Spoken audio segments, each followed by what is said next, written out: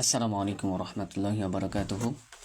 আলহামদুলিল্লাহি ওয়াহদা ওয়াসসালাতু ওয়াসসালামু আলা মান লা নাবিয়্যা বা'দা।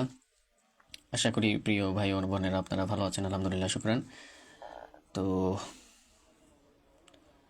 আপনারা শিরোনাম দেখে বুঝতে পেরেছেন আসলে কোন বিষয়টা নিয়ে কথা বলবো। সেটা হচ্ছে যে উসমান হাদি ভাই, তো আসলে সে ইন্তেকাল করিয়েছে।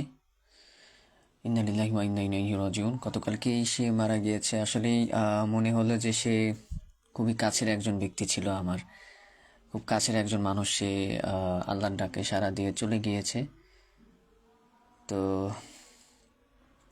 এর জন্যই তাকে নিয়ে ভাবলাম যে আসলে কিছু বলি। আসলে বলার কিছু নেই, যখন আসলে মূল বলার যেটা কথা, যে যেটা শাস্তি আসলে, যে তার সাথে যেটা হয়েছে সেটার সংশ্লিষ্ট, সেটার মূল প্রতিপাদ্য এবং সেটার মূল ফলাফল হচ্ছে শাস্তি নেওয়া, অর্থাৎ শত্রুকে পরাস্ত করা, শেষ করা। তো তার মানে এখানে তার কিছু উসমান হাদি ভাই, তো তার কিছু কর্মের, যেমন সে যখন আমি ফার্স্টে মেবি হয়তো ইন্টারনেটে যখন সম্ভবত জুলাইয়ের যখন যে ছাত্র আন্দোলন, অর্থাৎ সামগ্রিকভাবে বাংলাদেশের যে আন্দোলন শুরু হলো আসলেই, গত পর্বে যে যিনি আর কি সরকার ছিল, তো সেই শেখ হাসিনাকে আসলে সরানোর জন্য তো সকলেই মাঠে নেমেছিল। তো তারা তো পালিয়ে গিয়েছে, নির্বাসিত আছে ভারতে। তো নির্বাসিত অবস্থায় পরবর্তীতে ছাত্রদের এখানে মূল কন্ট্রিবিউট, মানে যারা ছিল এখানে অ্যাটেন্ড করেছিল বাংলাদেশের, সকলেই ছিল বাংলাদেশের সকল মুমিন সম্প্রদায়, অর্থাৎ যারা কালেমা বিশ্বাস করত, যারা লা ইলাহা ইল্লাল্লাহ এটা স্বীকার করেছে, অর্থাৎ আল্লাহর যে ছয়টি, অর্থাৎ আল্লাহর উপর বিশ্বাস, তারপর ফেরেশতাদের উপর বিশ্বাস, আসমানি কিতাবের উপর বিশ্বাস। তো এগুলো বিশ্বাস, অর্থাৎ ইমান, ফিল গায়ব, অর্থাৎ ইমানের যে একটা বিশ্বাসী চেতনা যাদের মধ্যে ছিল, অর্থাৎ যাদের মধ্যে ইমান বাড়ে কমে, ইমান বাড়ে কমে, এটা আহলে সুন্নাহ ওয়াল জামাতের মত, যে ইমান মানুষের বাড়ে এবং কমে। তো মূলগতভাবে স্বীকৃতি দিতে হয় ছয়টা বিশ্বাস। যেই ছয়টা বিশ্বাস, যেটা ছয়টা রুকুন আছে, বলা যায় যে যেটা বললে, যেটা বিশ্বাসের ঘোষণা দিলে বলা যায় যে তাকে মুসলিম বা মুমিন বলা যায়। আর মুমিনেরও অনেকগুলো সংজ্ঞা আছে, হাদিস থেকে সংজ্ঞা একরকম, পরবর্তীতে ওলামারা একরকম সংজ্ঞা দিয়েছে। তো মূলগতভাবে সকল মানুষ অংশগ্রহণ করেছিল, এটা হচ্ছে মূল প্রসঙ্গ আর কি। তো আহ, তো তিনি হঠাৎ করে তার যেটা, আমি আসলে প্রথম থেকে এতটা আসলে তার মানে গুরুত্বটা, সে যেটা নিয়ে কাজ করেছিল, তবে মানুষের কাছে একটা অ্যাকসেপ্টেন্স, মানে যেই মানুষের কাছে গিয়েছে, যেখানে সে গিয়েছে, মানুষ তাকে, অনেক মানুষ, অধিকাংশ মানুষ গ্রহণ করে নিয়েছে। তো অধিকাংশ মানুষ গ্রহণ করলে, কারণ সব মানুষ গ্রহণ করবে না, এটা স্বাভাবিক, এটা এটা সবসময় হবে। এটা মানে দেখা যায় চূড়ান্তভাবে আল্লাহর খিলাফা, অর্থাৎ আল্লাহর নির্ধারণকৃত ব্যক্তি, খলিফা, অর্থাৎ খিলাফত নাজিল হওয়ার আগে, যেমন ইমাম মাহাদির সময়ে, তখনও অনেক মানুষ, যে সবাই যে মেনে নিবে, এক বাক্যে ঘোষণা দিয়ে দিবে, তা না। তো তিনিও আসলেই যুদ্ধ করবে। তো তিনি আসলে নিজের শক্তি দিয়ে আসলে যুদ্ধ করবে না, আল্লাহ সুবহানাহু ওয়া তাআলার প্রবল পরাক্রম, সেই শক্তিশালী, সেই প্রভাব দিয়েই, আল্লাহর সরাসরি সাহায্য দিয়েই তিনি যুদ্ধগুলো করবে, আল্লাহর সাহায্যেই। তো এখানে আরেকটা বিষয় আপনাদেরকে বোঝানোর জন্য বলতেছিলাম, যে বিষয়টা হচ্ছে যে হঠাৎ করে যে পরিবর্তন যেটা হচ্ছিল জুলাই থেকে 1 মাসের ব্যবধানে, বিশাল একটা শক্তি, আহ, বিশাল একটা শক্তির সরে যাওয়া, বিশাল একটা শক্তি, এবং এই শক্তির মূলে মূলে আছে ভারত। তো ভারত নামটা শুনলে অনেকে ভাবে যে ভারত আবার আরেকজনের রাষ্ট্রে, এটা মানে আরেকটা দেশে ভারত কিভাবে কন্ট্রোল করে, কিভাবে সম্ভব? হ্যাঁ, এটা সম্ভব। ভারত কিভাবে কন্ট্রোল করে, এটা সাধারণ মানুষ বা আমরাও আসলে আগে বুঝতাম না। বাট বয়সের সাথে সাথে, আমরা বড় হতে হতে, যখন অসংখ্য আর্টিকেল এবং অসংখ্য বিষয় যখন বুঝতে সক্ষম হয়েছি, যে ভারত কালচার বা বিভিন্ন বিষয়ের মাধ্যমে এবং কালচারের মধ্যেও পজিটিভ নেগেটিভ আছে, কিছু ভালো কিছু মন্দ আছে।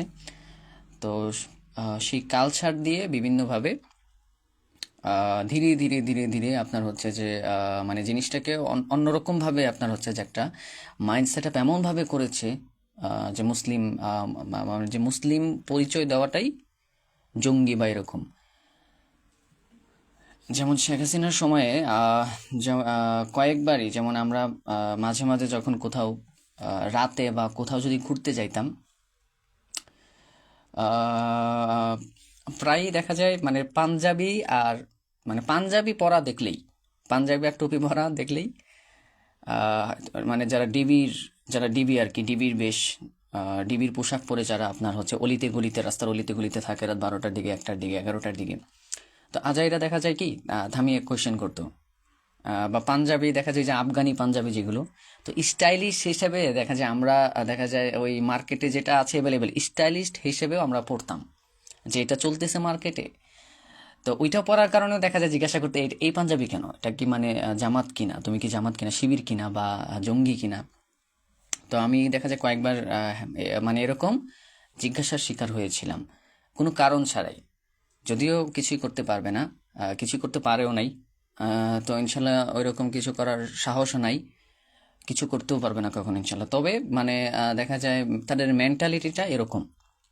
তো এই জন্যই দেখা যায় অনেকগুলো মানে তাদের এই সাইকোলজিটা মানে গোয়েন্দাদের, বাংলাদেশ যখন শেখ হাসিনার আমলে যে গোয়েন্দারা ছিল এবং ডিবিরা ছিল, এখনও তো আছে, তো তাদের যেই অ্যাক্টিভিটিসগুলো, তাদের যে থিঙ্কিংগুলো, চরিত্রগুলো, পাঞ্জাবি দেখলেই আহ, সে আপনার হচ্ছে যে বাজে ধরন, বাজে মানে সে জঙ্গি, এরকম যে একটা থিঙ্কিং, এটা আমি অনেক দিন থেকে এটা পর্যবেক্ষণ করেছি। এর আগেও যেমন আপনার আরেকদিন, এটা শেখ হাসিনার আমলেই সমত রাতে আমরা প্রায় এটা আরও প্রায় 3-4 বছর, 3 বছর 4 বছর আগে হবে, যে রাতে আমরা দেখা যায় একটা জায়গায় ঘুরতে যাব, তো একটা প্রাইভেট কার দিয়ে আমরা কয়েকজন মিলে যাচ্ছি। তো আমার সাথে যারা ছিল তারা নর্মাল ড্রেসে ছিল, মানে শার্ট বা গেঞ্জি বা টি শার্ট, এরকম টি শার্ট ফুল প্যান্ট, আমিও এগুলোই পরি। তবে পাঞ্জাবি প্লাস দেখা যায় অনেক সময় প্যান্ট, বা দেখা যায় সাদা জিন্স প্যান্ট অথবা সাদা টাইপের যেগুলো দেখা যায় যেটা লাইক করি বেশ। তো দেখা যায় ওদেরকে সার্চ করে নাই প্রাইভেট কার থেকে নামায়, কারণ আমার আমার ইয়েতে পাঞ্জাবি ছিল, এই জন্যই সার্চ করেছে। তো সার্চ করে দেখেছে যে আসলে ইজ নর্মাল, তো তখন ছেড়ে দিয়েছে। তো আমি এটাই তখন মানে এই বিষয়গুলোর কারণে তখন আস্তে আস্তে আর গ্র্যাজুয়ালি আসলে বোঝার চেষ্টা করলাম যে আসলে সমস্যাটা কোথায়, মানে পাঞ্জাবিতে সমস্যাটা কোথায়। তো তখন আমরা মেবি রুকিয়াটা মাত্র বাংলাদেশে, তখন আমরা তো প্রায় রুকিয়া 6 থেকে 7 বছর থেকে স্টার্ট করি রুকিয়াটা, আরও 6 থেকে 7 বছর আগে থেকেই, হ্যাঁ 6-7 বছর প্লাস হবে। তো তখন আমার মনে হয় যে আরও বেশি ঘৃণা ছিল ইসলামের প্রতি, মানে তখন ভারতের এই দালালগুলো আরও বেশি ঘৃণা করতো। তো যাই হোক, আমরা কখনো পরোয়া করি নাই ইনশাআল্লাহ, কারণ ইসলাম যেটা, এটা আল্লাহর একটা বিধান, এটা চর্চার বিষয়, তো কে কি বলবে না বলবে ওগুলো আমরা কখনোই পরোয়া করি নাই। বরং আমরা আগের থেকে আরও বেড়েছে ইসলাম চর্চা, আলহামদুলিল্লাহ। আগে যেখানে মানুষ ইসলাম চর্চা করতোই না, আগের থেকে আরও ইসলাম চর্চা এবং dress up, get up, Islamic পোশাক আশাক অনেক বেড়েছে। আমি এর আগেও একবার কক্সবাজার গিয়েছিলাম, অনেকবারই গিয়েছিলাম, কিন্তু একবার গিয়ে আমি বিকালের একটা পরিবেশ দেখে লাইভ করেছিলাম, হ্যাঁ ভিডিও করেছিলাম, পরে লাইভ করি নাই, সময় পাইনি। যে বোরকা, মানে প্রায় অধিকাংশ মেয়েদের কি ড্রেসের ব্যাপারে অনেক অনেক মাসালা আছে, মেয়েদের পোশাক আশাকের ব্যাপারে, মুখ খোলা রাখার ব্যাপারে, হাত খোলা রাখার ব্যাপারে, তো অনেক তাবি মহিলাদের, তাবি মেয়েদের বা সাহাবি মেয়েদের অনেক অনেক কলকে অনেক মানে অনেক কথা আছে আর কি, তাদের নিয়ে ওলামাদের অনেক মাসালা আছে। সেটা আপনার দুই ধরনের মত আছে, কিন্তু মূল বিষয়টা বোঝানোর জন্য যে ড্রেস আপটা, যে পোশাকের যে ড্রেস আপটা, মানে বোরকার, যেটা যেহেতু মুসলিম সমাজে বোরকার ড্রেস আপটা এটাই সর্বজন এভেলেবেল। তো সেটা মানে এত, মানে বিকেলে যত মানুষ দেখেছি ওই দিন, মনে 16 ডিসেম্বর ছিল মেবি, হ্যাঁ মানে আরও 2 বছর আগে হবে এরকম, মানে এত আপনার বোরকায় ভরা, মানে খুবই কম দেখেছি যে নর্মাল ড্রেস পরেছে, বোরকা ছাড়া পরেছে। বোরকা ছাড়াও আপনার ড্রেসের, আগেই বললাম যে ড্রেস নিয়ে অনেক মত আছে ওলামাদের, মানে ড্রেস কেমন হবে, বোরকা বোরকা এটাও একটা ড্রেসের অন্তর্ভুক্ত, আরও ঢিলে ঢালা অনেক পোশাক সেটাও বোরকার অন্তর্ভুক্ত। বোরকা মানে এটা ঢেকে রাখা, এখন ঢেকে রাখা কেন্দ্রিক পোশাকের ধরন অনেক রকম হতে পারে। এটা যারা ডিজাইনার আছে, যারা কাজ করে, এটা এক একজনের মানে ডিজাইনের আলোকে অনেক রকম পোশাক হতে পারে, ঢিলা ঢালা, সেটা আরেক হিসাব। কিন্তু বোঝানোর স্বার্থে বলতেছি যে পোশাকের ধরনটা ম্যাক্সিমাম মেয়েরা এটা লাইক করে পড়ছে, অবশ্যই তাদের ভালো লাগা থেকে পড়ছে, শালীনতা থেকে পড়ছে, তারা ভাবছে যে এটা পড়লে ভালো। তো দেখা যায় মানে আগের থেকে সব মিলিয়ে আছে যে ইসলামের চর্চাটা বাড়ছে। তো এই জন্যই ভাবলাম যে তাহলে এই পাঞ্জাবি মানে এগুলো দেখে মানে আজাইরা কোনো কোনো কজ নাই, তারপরে মানে ধরে ধরে কোয়েশ্চেন করা, জিজ্ঞাসা করা, মানে এটা কেন এরকম, মানে পাঞ্জাবির কাঁধে কি বলে এটাকে, ওই যে আফগানি যে পাঞ্জাবিগুলো আছে, পাঞ্জাবির কাঁধে ছোট্ট মানে একটা মানে পাঞ্জাবি, আফগানি পাঞ্জাবিগুলোতে আপনার একটা বেচের মতো থাকে কাঁধে। তো এই বেচের কারণে আমার মনে হয় যে জঙ্গিটা সন্দেহ করে, মানে আফগানি যারা আফগানিস্তানের সম্ভবত তালেবান সদস্য এবং আফগানিস্তানে যারা বসবাসরত ব্যক্তি আছে, তো তারা সম্ভবত এই পাঞ্জাবি পরে, এবং পাকিস্তানের যারা বসবাস করে এরকম পাঞ্জাবি পরে, মানে ওই পাঞ্জাবির আপনার শোল্ডার পয়েন্টে এখানে আপনার হচ্ছে যে কি আছে, মানে বেজ আছে, এই বেজ থাকার কারণে তারা এটা সন্দেহ করে। মানে আজব, আমরা আসলে ওই মেন্টালিটি নিয়ে বড় হই নাই। মানে আমরা নর্মালি দেখা যায় ওই শপে যেটা পাওয়া যায়, যেরকম পাঞ্জাবি যেটা সবসময় অ্যাভারেজ সবসময় চলে, তো আমাদের মূল মাপকাঠি হচ্ছে যেটা জায়েজ আছে সেটা পড়তে দোষণীয় না।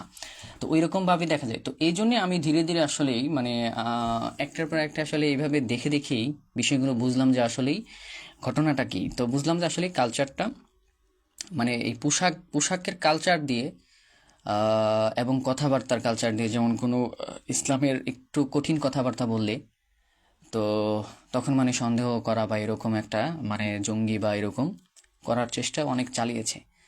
তো যাই হোক, অনেক তো এরকম অনেক ঘটনাই দেখেছিলাম। তো যাই হোক, একটা নীতি আছে আমাদের আলহামদুলিল্লাহ। যেমন রুকিয়া সেক্টরে আমরা যখন এসেছিলাম, তো ইবলিসের অনেকগুলো কাহিনী দেখেছিলাম। মানে কালচারের বিষয়টা আমি এর জন্য বলতেছি, মোটামুটি আপনার হাদি ভাইয়ের সাথে, উসমান হাদি ভাইয়ের সাথে কিছুটা প্রাসঙ্গিক, যে উসমান হাদি ভাইয়ের সাথে কিছুটা প্রাসঙ্গিক, যে আমরা যখন রুকিয়া সেক্টরে ফার্স্টে এসেছিলাম, আমার মূল শত্রু মানে আমি বিশেষ করে মূল শত্রু আমরা ভেবেছিলাম যে ইবলিসকেই, শয়তানকেই। এবং আমি যখন দেখেছিলাম যে প্রত্যেকটা ফ্যামিলিতে, পরিবারে, মানে যার ম্যাক্সিমাম পরিবারতে জিন দ্বারা অ্যাফেক্টেড আছে, জিন দ্বারা অ্যাফেক্টেডের কারণে কারো সংসার ভেঙে যাচ্ছে। বিশেষ করে হাজব্যান্ড ওয়াইফ সেপারেশন কেসগুলোতে হাজব্যান্ড ওয়াইফের সংসারে যদি একটা জিন দ্বারা আক্রান্ত পেশেন্ট থাকে, তো সংসার ভেঙে গেলে পুরো একটা হাজব্যান্ড ওয়াইফ তালাক হওয়া মানে পুরো সংসার ভেঙে যাওয়া এবং বাচ্চা কাচ্চা এতিম হয়ে যাওয়া, মানে ইনডাইরেক্টলি এতিমই হয়ে যাওয়া। ফলে ওইভাবে আর মায়া দেওয়া কিছুই থাকে না। তো এই জাদু চর্চার পিছনে মূল কালপ্রিট হচ্ছে, মানে এই রোগগুলো তৈরি করার পিছনে মূল হচ্ছে জিন, অদৃশ্য জিন, অবশ্যই শয়তান, এবং ওই শ্রেণীটা হচ্ছে জিনদের অন্তর্ভুক্ত। তো এরকম অনেকগুলো ঘটনা আমরা সচক্ষে দেখেছি, যে এই জিনরা মানে এরকম দেখা যায়, আমরা দেখেছি যে আসলে এটা বিলিভ না করার, ছোটবেলায় ওইভাবে আমরা বুঝতাম যে এটা মনে হয় জিন জাদু, আসলে ব্যাপারটা নর্মাল। কিন্তু এটা আসলে অনেক গুরুত্বপূর্ণ একটা বিষয়, কারণ যারা বিশ্বাস করতো না, তো তারা এটা মানে আমাদের দেখেছি কাছের অনেক মানুষ যারা এগুলো ফেস করতে করতে তো লাইফটা কারো বাতিল হয়ে গেছে, মাথা নষ্ট হয়ে গেছে, কারো কারো বুক নষ্ট হয়ে গেছে, কারো হাত পা নষ্ট হয়ে গেছে, কেউ স্বাভাবিক লাইফ থেকে অস্বাভাবিক লাইফে চলে গেছে। অর্থাৎ জীবনটা বলা যায় ইনডাইরেক্টলি মার্ডার। তো এই মার্ডারটা কে করেছে? এটা অদৃশ্য থাকা জিন, মানে এইভাবে রোগ তৈরি করার মাধ্যমে, অনিয়ন্ত্রিত করার মাধ্যমে, বিচ্ছেদ করার মাধ্যমে, সামগ্রিকভাবে ক্যারিয়ার ধ্বংসের মাধ্যমে সব কিছু করে। তো এই জন্যে আসলে কঠিনভাবেই তখন যে এটার একটা সমাধান স্থায়ী হওয়া উচিত। যাই হোক, তো জিনদেরকে তো আলহামদুলিল্লাহ, জিনদের মূল যে ইবলিস, তো তারও ক্ষমতা শেষ। ইনশাআল্লাহ আগামী হয়তো ও কষ্ট পেতে থাকবে 40-50 বছর, এরপরে কষ্ট পেতে পেতে এরপর ওর হায়াত শেষ, মানে ইনশাআল্লাহ কিয়ামতের আগ দিয়ে ও মারা যাবে। তো দাজ্জাল ও শেষ হবে, এবং যত জিন জগতের মধ্যে যারাই আছেন, জিনদের অন্তর্ভুক্ত যারাই বাহিরে, যেগুলো মানুষের শরীরে না, বাহিরের জগতে যেসব জিনগুলো আছে, বাহিরের জগতে যারা বসবাস করে, অর্থাৎ সবগুলোর অবশ্যই শেষ হবে। আল্লাহর শাস্তির শিকার হয়ে এগুলো শেষ হয়ে যাবে ইনশাল্লাহ, এদের বাঁচার কোনো পথ নেই। তো আসলে সব মিলিয়ে আসলেই পৃথিবীটা আল্লাহর একটা নিয়ন্ত্রণে আল্লাহ রেখেছিল। তো এই নিয়ন্ত্রণে রাখাটাকে দেখা যায় ইচ্ছাকৃতভাবে অপরাধীরা নষ্ট করে দিয়েছে।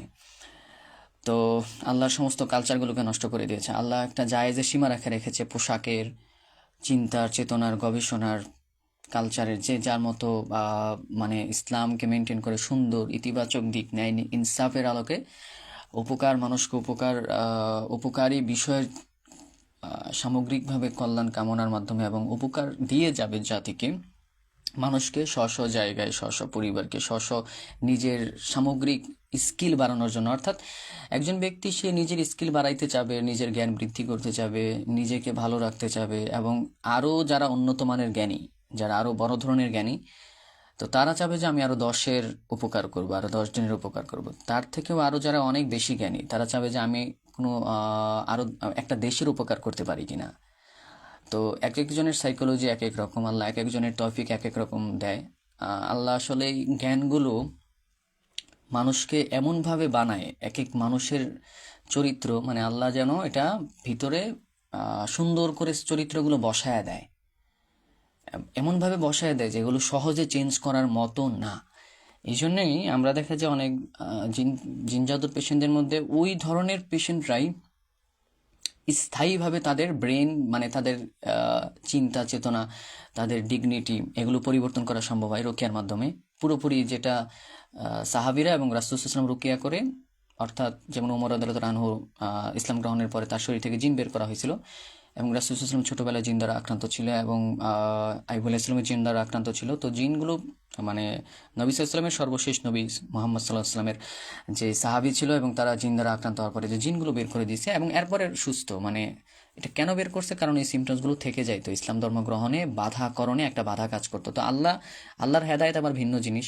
তো আল্লাহ এটা যদি কাউকে হেদায়েত দেয়, এটাও নির্ধারিত তাকদীরের অন্তর্ভুক্ত, তো কাউকে হেদায়েত দিলে সে অবশ্যই হেদায়েত পাবে।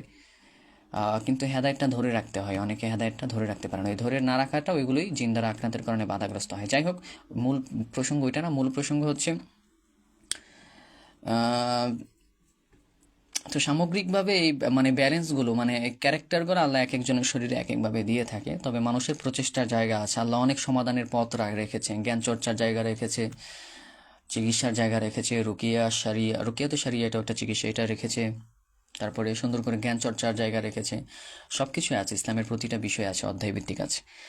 তো এখন দেখা যায় এক একজনের চিন্তা চেতনা কারো বড় কারো ছোট হবে, সেটা আলাদা। তো যাই হোক, এখন মূল হচ্ছে যে তো তো আল্লাহর কিছু শক্তি যখন পৃথিবীতে নাজিল হয়, এটা বুঝবেন কিভাবে যে আল্লাহর ধরা, এবং আল্লাহ পৃথিবীতে মানে ডাইরেক্ট আল্লাহ চালাচ্ছে, মানুষকে দিয়ে চালাবে, টুকটাক কিছু মানুষকে দিয়েই চালাবে, বা কোনো জনগোষ্ঠীর সকল মানুষকে ডাইরেক্ট আল্লাহ কন্ট্রোল করতেছে, এটা বুঝবেন। এটা যুগে যুগেই হয়। এটা বুঝবেন কিভাবে? এটা আমি অনেক দিন থেকে এটা বোঝার চেষ্টা করতেছিলাম যে সুলাইমান আলাইহিস সালামকে মানে আল্লাহ কিভাবে জিনরা মানে তার নিয়ন্ত্রণে ছিল। আমি ভাবছিলাম যে এটা অবশ্যই তার মোজেজা, মানে এটা তার জন্য নির্দিষ্ট ছিল, সুলাইমান আলাইহিস সালামের জন্য হয়তোবা। তবে যেমন সুলাইমান আলাইহিস সালামের যে আয়াতগুলো আছে, যে ওয়াহাবনা লিদাউদ সুলাইমানা নি'মাল আবদু ইন্নাহু আওয়াব ওয়ালাকাদ ফাতানা সুলাইমানা ওয়া আলকাইনা আলা কুরসিয়্যিহি জাসাদান সুম্মা আনাব। তো এইখানে যে একটা দেহ ছিল, আলকাইনা নিক্ষেপরত একটা দেহ ছিল, কুরসিয়্যিহি জাসাদান সুম্মা আনাব, একটা মৃত বা একটা দেহ ছিল আর কি, জাসাদান সুম্মা আনাব। তো এই দেহটা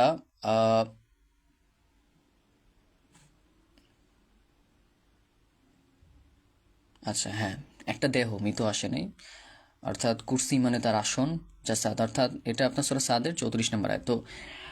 তো এই আয়াতের ব্যাখ্যায় যেমন তাফসিরে কুরতুবিতে এবং তাফসিরে দুররে মানসুরে, এবং প্রায় সবগুলো তাফসিরে আমি দেখেছি। তো সবগুলো তাফসিরে যেটা ওলামারা বলার চেষ্টা করেছে যে সুলাইমানের খতাম ছিল, আংটি ছিল তার জিন জগৎ এবং মূল রাজ্য কন্ট্রোল করার মূল চাবিকাঠি তার হাতে থাকা যে আংটি ছিল। তো এটা বর্ণনাটা তো আসলে স্ট্রং না, এটা অধিকাংশ প্রায় ম্যাক্সিমাম ওলামাই বলেছেন ইসরায়েলি রেওয়াজ, যে সুলাইমান সালামের হাতে যে আংটি ছিল, এই আংটি দিয়েই তিনি তার সময়ের বিশ্বজগৎ তিনি পরিচালনা করতো। জিনরা অটোমেটিক তার প্রতি বশ হয়ে গিয়েছিল, মানুষ বশ হয়ে গিয়েছিল, বাতাস সবকিছু, মানে জিন আর মানুষ, বিশেষ করে জিন বা মানুষ, এবং সবকিছু তার নিয়ন্ত্রণে এসেছিল। তো এই আংটিটা আমি অনেক খোঁজাখুঁজির চেষ্টা করলাম, কোরআন হাদিসে আসলে কোথাও এই আংটির কথা নাই। তো তাফসিরগুলোতে ইসরায়েলি রেওয়াতের যেই বর্ণনাগুলো, ইসরায়েলি রেওয়াতের মধ্যে মিথ্যাও আছে, ভালো আছে, অনেক অনেক বিষয় আছে, এখানে অনেক উসুল আছে। এখানে 4টা কারণ, যেমন আল আসার, ইংরেজিতে আল আথার বলা যায়, বা আল আসার ইংরেজিতে লিখলে ওইখানে ওলামাদের 4টা মত পাওয়া যায় যে আংটির ব্যাপারে। কেউ কেউ বলছে এটা একেবারেই, বলছে এটা দুর্বল বানোয়াট, তবে দেহটা ছিল এটা শয়তান, বলছে অনেকে যে এটা শয়তান ছিল। সুলাইমানের জন্য একটা পরীক্ষা ছিল, যে তার আসনে যে 40 দিন শয়তান ছিল। মানে এই আয়াতের ব্যাখ্যা হচ্ছে যে সুলাইমানের আংটি ছিল, সেই আংটি চুরি হয়ে গেছিল, সেই চুরিটা করছিল একজন শয়তান, সেই শয়তান তার সিংহাসনে 40 দিন ছিল, এবং সুলাইমান ঘুরতে ঘুরতে পরে সেই শয়তান আংটি নিয়ে সমুদ্রে ফেলে দেওয়ার পরে সেই আংটি সুলাইমান মাছ, মানে একটা মাছ ওই সমুদ্রের আশেপাশে, গাজার যে সমুদ্র এর আশেপাশে থেকে, সমুদ্র থেকে মাছ ওঠানোর পরে সেখান থেকে পেট ফেরে আংটিটা পাওয়ার পরে সেই আংটি হাতে দেওয়ার পরে আবার সে সাম্রাজ্য ফিরে পেল। তো এই আংটিটা, এটা হচ্ছে বর্ণনা। তবে দুররে মানসুরে জালালউদ্দিন সুয়ুতী রহিমাহুল্লাহ একটা শক্তিশালী সনদে, মানে ইউন ফিস সানাদ, শক্তিশালী সনদে একটা বর্ণনা নিয়ে এসেছে এই খতামুস সুলাইমান, অর্থাৎ সুলাইমানের যে আংটি সম্পর্কে, তার রাজত্ব পরিচালনার ক্ষেত্রে। তবে সব মিলিয়ে বলা যায় যে আংটিটা না হওয়ার সম্ভাবনাই বেশি, মানে আংটিটাই তার মূল ক্ষমতার, মানে জিন জগৎ তার কন্ট্রোলে, বা সবকিছু কন্ট্রোলে আসবে ওই আংটি পড়লে, আর আংটি না পড়লে ক্ষমতায় আসবে না, ব্যাপারটা ওই রকম না, এটাই সম্ভাবনা বেশি।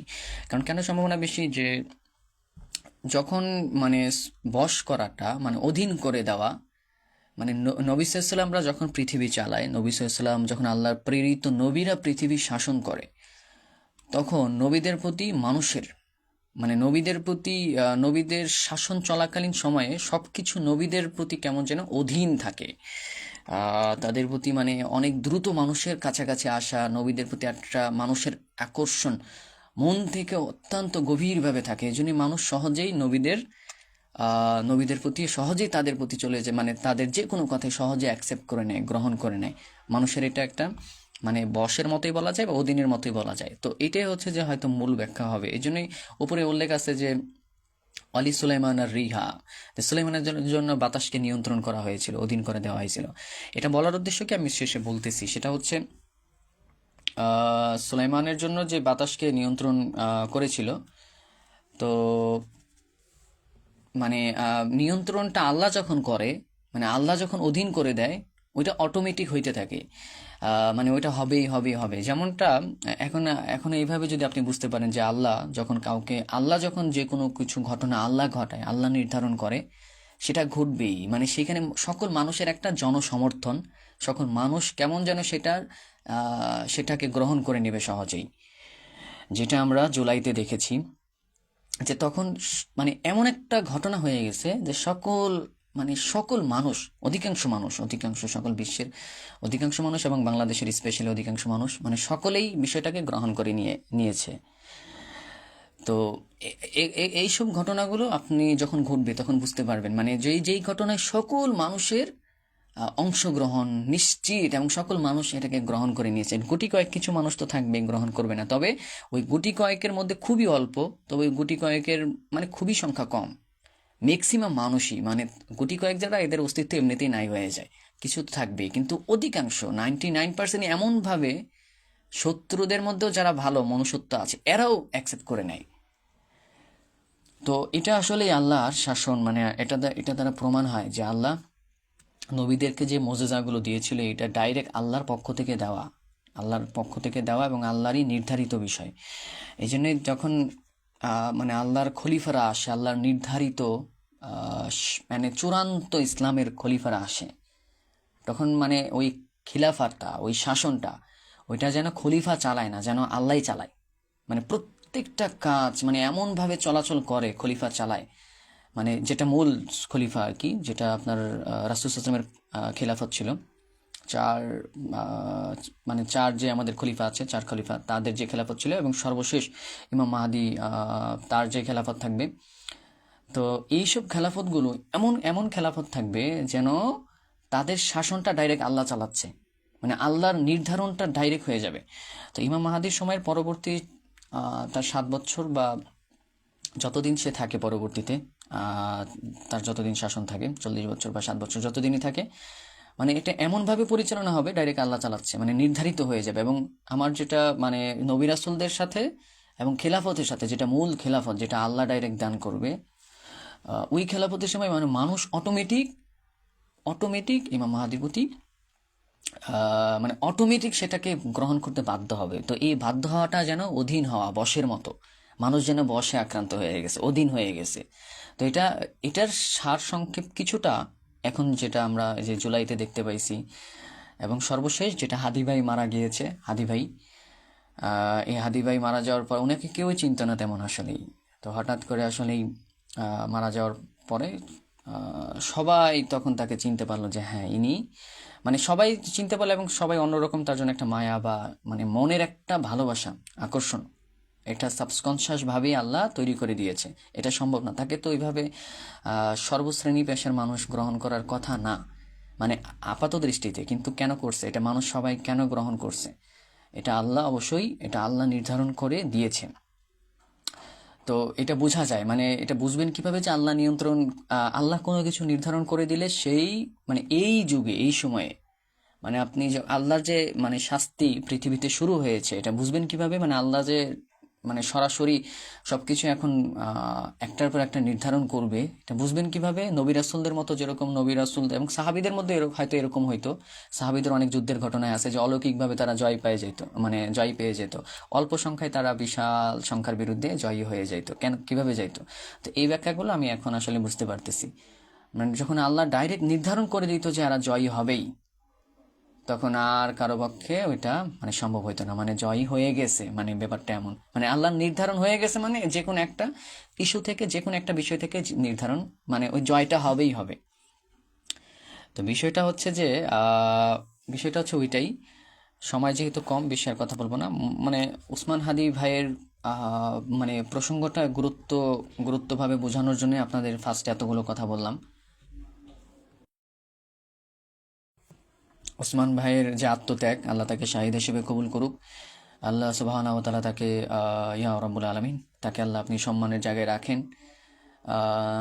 ইয়া রাব্বুল আলামিন, আপনি তাকে এমন সময় আল্লাহ আপনি সিলেকশন করেছেন, আল্লাহ সে চেষ্টারত ছিল, সেই চেষ্টারতভাবে তার মূল যে ফাংশন অ্যাক্টিভিটিস, কালচার দিয়ে, এবং বিশাল এক শক্তিশালী একটা সম্প্রদায় ছিল ভারত, যেটা মুশরিকদের সম্প্রদায়। তো মুশরিক সম্প্রদায়ের বিরুদ্ধে তার যে চিন্তা, নিয়ত, এবং কঠিনভাবে যে নিয়ত ছিল, তো সেটা সে চেষ্টা করেছে। তো তার চেষ্টার কোনো ত্রুটি ছিল না, এবং তার নিয়ত যেটা ছিল সত্যিকার অর্থে শাহাদাত বরণ করা, শহীদ হওয়া। এবং তার আমি লেকচার কয়েকটা শুনেছি ইয়া রাব্বুল আলামিন, যে সে স্পষ্টই বলেছে যে এই জুলাইয়ের পরে, যখন আন্দোলনের শেষের পরে, তো ভঙ্গুর একটা রাষ্ট্রে কিভাবে মানুষের মধ্যে পরিবর্তন আনা যায়, মানুষকে ঠিক করা যায় জ্ঞানে গুণে, এবং কিভাবে মানুষ যাতে একে অপরে ভালোবাসতে পারে, মানুষ একে অপরে যাতে শিখতে পারে, সুন্দর কালচার শিখতে পারে, সেগুলো নিয়ে তার অনেক প্ল্যান ছিল, অনেক সুন্দরভাবে। তো এবং পাশাপাশি তার খুবই সুন্দর, মানে গোছানো কিছু হয়তো মৌলিক কাজ ছিল, সামগ্রিকভাবে তো একদিনে সব কিছু হয় না, কিন্তু কাজ ছিল, তো আল্লাহ চেষ্টা করেছে সে। তো তার মন থেকেই নিয়তের চেষ্টারত অবস্থায় আল্লাহ অবশ্যই সে শহীদ হয়ে গিয়েছে। তার এই সাহস, ডাইরেক্ট সে শহীদ হতেও চেয়েছিল, এই সাহসের সেই বিশাল সেই শক্তি আল্লাহ আপনার সামনে দেখিয়েছে। এরকম সাহস আল্লাহ সবাই দেখাতে পারে না, ইয়া রাব্বুল আলামিন। তো এই সাহস দেখানোর এই বিশাল মনোযাত্রা এবং মনের সেই বিশাল কল্পনা শক্তিতে আল্লাহ আপনাকে যেই শক্তিশালী অনুভবটা সে করেছে, এবং আপনি যে মহাপরাক্রমশালী, এবং সে কাউকে পরোয়া করেনি, এবং আসলে বাস্তবেও সকল বিশাল এই শক্তি সম্প্রদায় মুশরিকরা, এবং ভারত সহ তার যত ব্রোকার আছে, দালাল আছে, বা আদা আছে, শত্রু আছে, আদা মিনাল আদা, সব কিছু যে এমন দুর্বল হয়েছে। তো অবশ্যই এটা আপনি করেছেন, পাশাপাশি আপনার এই করার ব্যবস্থাপনায় এই উসমান হাদি ভাই অনেক চেষ্টা করেছেন। তো চেষ্টারত অবস্থায় আল্লাহ তিনি মৃত্যুবরণ করেছে। ইয়া রাব্বুল আলামিন, তাকে আপনি তার এই চেষ্টার প্রতিফলনে আল্লাহ আপনি তাকে শহীদি মৃত্যু আল্লাহ আপনি দান করেন, এবং তাকে শহীদ হিসেবে কবুল করেন, এবং তার জন্য উচ্চ মাকাম আল্লাহ আপনি দান করে দিন। ইয়া আল্লাহ, আপনি আমার দোয়া কবুল করেন, আল্লাহুম্মা আমিন। তো সর্বশেষ আমরা যেহেতু সময় কম, আমরা তো উসমান হাদি ভাইয়ের যে বিষয়টা, ইনশাআল্লাহ সে ইতিহাসেও যেমন থাকবে, আল্লাহর কাছেও অনেক সম্মানের পাত্র সে হবে, এবং আল্লাহ সুবহানাহু ওয়া তাআলার কাছেও আখিরাতের সেই জগতে, চিরস্থায়ী জগতে অনেক সম্মানের একজন ব্যক্তি হিসেবে আল্লাহর কাছে থাকবে ইনশাআল্লাহ। আল্লাহর কাছে অনেক নির্বাচিত এবং আল্লাহর কাছে অনেক সম্মানের একটা জায়গা সে পাবে অবশ্যই, তার এই সাহসিকতার জন্য। আল্লাহ তাকে কবুল করুক। যেই আল্লাহর সাহায্যে সে এই দেশ পেয়েছিল, যেই আল্লাহর মহা পরিকল্পনা এবং সাহায্যের কারণে এই দেশে এমন একটা সুযোগে সে চেষ্টারত অবস্থায় ছিল। একদিনই সব পরিবর্তন হয় না, তবে চেষ্টারত অবস্থায় ছিল। তো সেই চেষ্টায়, তার এই সাহসিকতায়, তার তার সে একটা আক্রান্ত হওয়ার পরে সকল মানুষ আহ, তাকেই যে সবাই গ্রহণ করে নিয়েছে। আহ,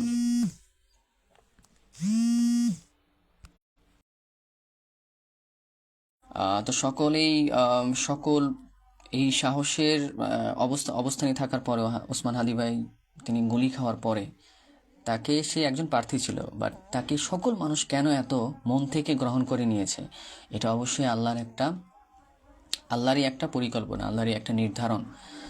তো অবশ্যই আরও একের পর এক অনেক আল্লাহর নির্ধারণ আছে, একটার পর একটা ঘটবেই এবং দ্রুত ঘটবে, সব কিছু দ্রুত ঘটবে। এখন আগের মতো 20 বছর 30 বছর এরকম সময় নেবে না।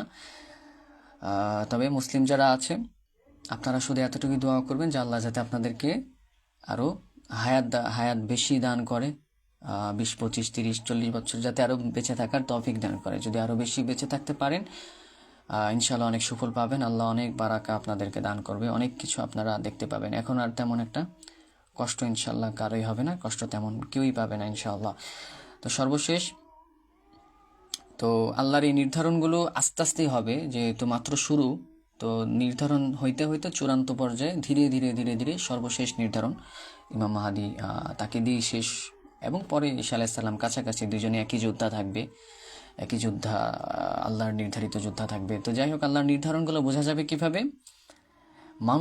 সকল মানুষের জনসমর্থন, অবচেতন মনে, সাবকনশিয়াস মাইন্ডে কেন যে তাদেরকে জনসমর্থন দিবে, কিভাবে যে তাদেরকে সবাই মেনে নেবে, গ্রহণ করে নেবে, মানুষ নিজেই বুঝতে পারবে না। এবং সেম ঘটনাই ঘটেছিল নবী সুলাইমান এবং পরবর্তী যত নবী রাসূল ছিল, বিশেষ করে মুহাম্মদ সাল্লাল্লাহু আলাইহি ওয়াসাল্লামের যেই মাত্র দাওয়াত দেওয়া শুরু করলো, মানুষ এত বেশি পরিমাণ, ধীরে ধীরে ধীরে ইসলাম ধর্ম গ্রহণ করার প্রতি এত মানুষ ইসলাম ধর্ম কিভাবে গ্রহণ করলো? শুধু যুদ্ধ করে হয়েছে? যুদ্ধ তো করা হয়েছে আপনার রাষ্ট্রের যেই মূল শাসক যারা ছিল, যারা অপরাধী, অন্য রাষ্ট্রের যারা মূল শাসক অপরাধী যারা, কারণ সাধারণ মানুষ হচ্ছে যেখানে ইনসাফ পাবে, যেখানে ভালো পাবে, যেখানে মন্দ থেকে বাঁচতে পারবে, যেখানে ন্যায় নীতি পাবে, ওই মানুষগুলো, সাধারণ মানুষগুলো ওই ভালোটা গ্রহণ করবে। তো ভালোটা যদি ইসলামে বলা থাকে, তো অবশ্যই সে মানুষ ইসলাম ধর্ম গ্রহণ করবে। কিন্তু যুদ্ধটা কেন করছে অন্য রাষ্ট্রের বিরুদ্ধে সাহাবীরা? কারণ ওই রাষ্ট্রগুলো এই সাধারণ মানুষগুলোকে কুক্ষিগত করে রাখতো, যে না, ইসলাম ধর্ম আসতে দেওয়া যাবে না, ইসলাম ধর্ম গ্রহণ করতে দেওয়া যাবে না। তো এই জন্যই সাহাবীরাও ওই রাষ্ট্রীয় বাহিনীর বিরুদ্ধে যুদ্ধ করে, রাষ্ট্রকে হারিয়ে, রাষ্ট্র দখল করে ইসলামের প্রচার তারা এভাবেই ছড়িয়েছে বিশ্বব্যাপী। তো যাই হোক, পরবর্তীতে যেহেতু সাহাবীরা মূল পাওয়ার, তাদের উপর আল্লাহর একটা সাহায্য ছিল, এবং আল্লাহ রাসূল সাল্লাল্লাহু আলাইহি ওয়াসাল্লামের তো বিশাল সাহায্য ছিল, আল্লাহর নির্ধারিত ব্যক্তি। সাহাবীরাও আল্লাহর নির্ধারিত ব্যক্তি ছিল, তাবিঈরাও আল্লাহর নির্ধারিত ব্যক্তি ছিল। পরবর্তীতে যুগে যুগে বিভিন্ন উলামারা ছিল, তারা কেউ কেউ আল্লাহর অবশ্যই সাহায্যে অনেকে বিজয় লাভ করেছে, নির্ধারিত ছিল। এটা যুগে যুগে ঘটছে, প্রতি যুগে আল্লাহ নির্ধারণ ঘটায়, এটা আল্লাহর পক্ষ থেকে নির্ধারণ হয়। কম বেশ থাকে, শাসন কার্য এক এক রকমের, এক একজনের এক এক রকম চিন্তা ভাবনা থাকে, ভুল ভ্রান্তি হয়তো টুকটাক কিছু থাকে, কিন্তু আল্লাহর নির্ধারণ ছাড়া কিছুই হয় না। তবে চূড়ান্ত যেই খিলাফত, আল্লাহর চূড়ান্ত, যেটা নবী সাল্লাল্লাহু আলাইহি সাল্লামের মতো তার পরিবারের লোকেরা পাবে, তার পরিবারের লোক। তো ইমাম মাহাদি তো তার পরিবারের অন্তর্ভুক্ত, তার বংশের অন্তর্ভুক্ত। রাসূল সাল্লাল্লাহু আলাইহি সাল্লামের যে বংশ, কুরাইশ বংশ, ফাতেমা, আলী। তো কুরাইশ বংশের ওয়ালাদা ফাতেমা, অর্থাৎ ওয়ালাদুন ফাতেমা, অর্থাৎ ইমাম মাহাদি আলাইহিস সালাম হচ্ছে যে ফাতেমার সন্তান। এটা দ্বারা বোঝানো হয়েছে যে তার বংশের মানুষ ইমাম মাহাদি। তো এই জন্য ইমাম মাহাদিকে যখন সেম হুবহু রাসূল সাল্লাল্লাহু আলাইহি সাল্লামের মতো সেই খেলাফত নাজিল করে দেওয়া হবে, এবং তখন মানে যেরকম নবী রাসূল সাপোর্ট পেত, নবী সাল্লাল্লাহু আলাইহি ওয়াসাল্লাম যেরকম আল্লাহর পক্ষ থেকে যে সাহায্য না মানে কঠিন পাওয়ার থাকতো, এবং শেষ জামানা যেহেতু শেষ জামানা, তো শেষ জামানায় পৃথিবীর সকল ধনভাণ্ডার সব কিছু আসলে আল্লাহ বের করে দিবে। জমিনের নিচে যত স্বর্ণ রৌপ্য যত রকমের খনিজ থেকে যা আছে, যত পদার্থ আছে, যা আছে, যত সম্পদ আছে সব বের করে দিবে, যা আছে মানে যত রহস্য আছে সব বের করে দিবে। এই জন্যই এখন সব রহস্য বের হয়ে আসতেছে, কারো পক্ষে বাঁচা সম্ভব না। মানে যে কে কোথায় কোন চক্রান্ত করেছে সব বের হবে, একটার পর একটা বের হবে, এবং বাঁচার কোনো পথ নাই। আর কারো কৌশলও কোনো কাজে আসবে না। যাই হোক, আল্লাহর নির্ধারণ, মূল হচ্ছে আল্লাহর নির্ধারণ। এই জন্যে আপনাদেরকে বুঝাইলাম এটা, যে উসমান হাদি ভাই তিনি যে কাজটা করেছে, তো অবশ্যই এটা আল্লাহর নির্ধারণ ছাড়া মানুষের এত জনসমর্থন পাওয়ার কোনো ব্যাপার না। এবং আজকেও দেখলাম যে বিশ্বে অনেক কান্ট্রি থেকেও তার জন্য শোক প্রকাশ করা হচ্ছে। তো আল্লাহরই কোনো পরিকল্পনা, অবশ্যই আল্লাহ ইনশাল্লাহ তার প্রতিটা নির্ধারণ ইনশাল্লাহ আল্লাহ করে যাবেন। তো আমরা এই আশা রাখি, এবং আল্লাহ সুবহানাহু ওয়া তাআলার কাছে আমরা সবসময় দোয়া করি, এবং ইনশাল্লাহ পরিবর্তন হবেই হবে। আল কোরআন এটাই পরিবর্তনকারী কিতাব। তো আল কোরআনে আল্লাহ সেই পাওয়ার রেখেছে, এবং আল্লাহর এই কথায় কোরআনের এক একটা আয়াত আল্লাহর কথা। তো এই কথা বলার মাধ্যমে আমরা আল্লাহর সাথে কথা বলি। তো আল্লাহ কি করবে কোরআনে সব বলা আছে, হাদিসে বলা আছে। তো ঠিক আছে, প্রত্যেকেই ভালো থাকবেন, উসমান হাদি ভাইয়ের জন্য দোয়া করবেন। আল্লাহ তাকে দুনিয়া এবং আখেরাতে উত্তম প্রতিদান দান করুক, এবং উচ্চ মাকাম দান করুক, এবং তার প্রচেষ্টায় যে কাজগুলো তিনি করতে চেয়েছিল, তো সেরকম কাজগুলোকে আরও সুন্দরভাবে যারা করতে পারবে, এরকম ব্যক্তিরা যাতে এই উপমহাদেশে এবং দেশে দেশে আল্লাহ তাদেরকে নাজিল করে, তাদেরকে ব্যবস্থা স্বরূপ তাদেরকে কাজ করার তৌফিক দান করে। প্রত্যেকেই ধন্যবাদ যারা শুনেছেন, আপনাদেরকেও আল্লাহ বারাকা দান করুক। তো প্রত্যেকেই ভালো থাকবেন। আল্লাহ হাফেজ। সুবহানাকাল্লাহুম্মা বিহামদিকা আশহাদু আল্লা ইলাহা ইল্লা আনতা আস্তাগফিরুকা ওয়া আতুবু ইলাইক। আসসালামু আলাইকুম ওয়া রাহমাতুল্লাহ।